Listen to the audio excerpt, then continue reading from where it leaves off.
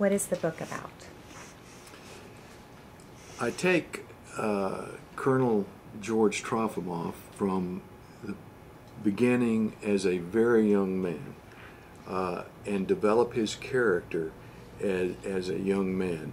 And the reason I do this is because he was convicted at the age of 74 of spying after the FBI had worked on him through a clandestine sting for 2 years to try to get him to do something that they could prosecute him for because they had no evidence of his spying.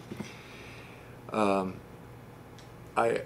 began the book with him as a little boy growing up in the Russian enclave community in Berlin, Germany, where he was born.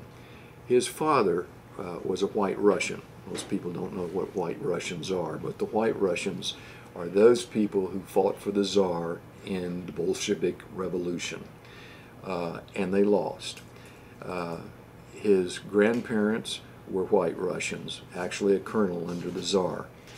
They were murdered by the Bolsheviks, the Red Army, the Communist Army, and driven from Russia to Berlin, where George Trofimoff was born. Then along come the Nazis in World War II, and he's age 14, and they're conscripting him to put him on the front lines with other young people. They're losing the war, and he's trying to escape, and I tell that story.